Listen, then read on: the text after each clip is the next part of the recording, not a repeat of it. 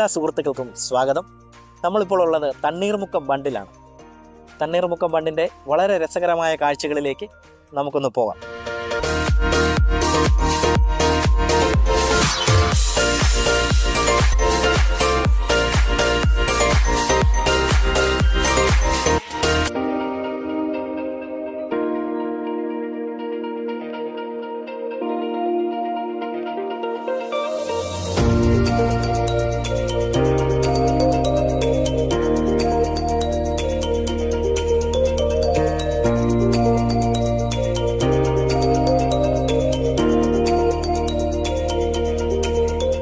കോട്ടയം, ആലപ്പുഴ ജില്ലകളെ ബന്ധിപ്പിക്കുന്ന തണ്ണീർമുക്കം ബണ്ടിലൂടെയുള്ള യാത്ര ഒരു അനുഭവമാണ്.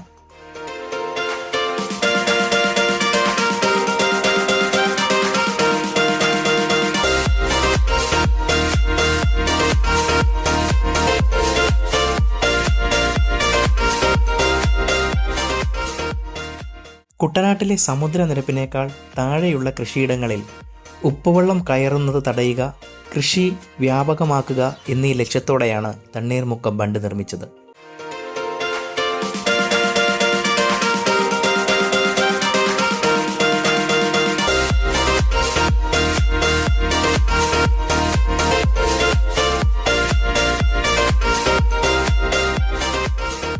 കേരളത്തിൻ്റെ നെല്ലറ എന്നറിയപ്പെടുന്ന കുട്ടനാട്ടിൽ നെൽകൃഷി വ്യാപകമായതോടെയാണ് വേമ്പനാട്ട് കായലിന് കുറുകെ ബണ്ട് എന്ന ആശയം ഉയർന്നത്.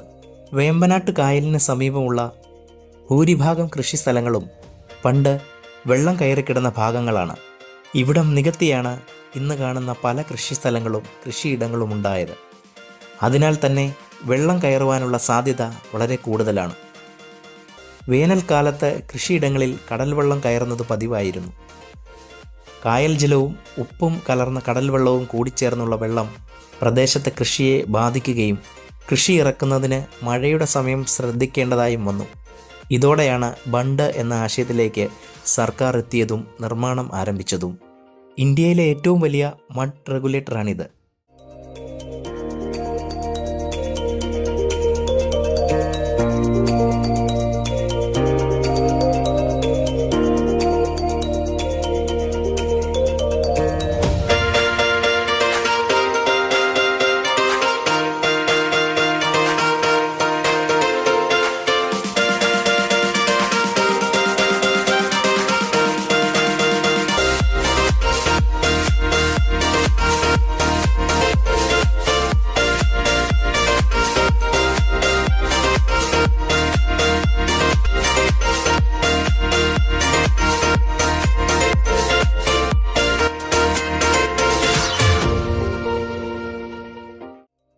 എന്തായാലും വിനോദസഞ്ചാരികളുടെ പ്രിയപ്പെട്ട ഒരിടമായി ഇന്ന് തണ്ണീർമുക്കം ബണ്ട് മാറിയിരിക്കുന്നു.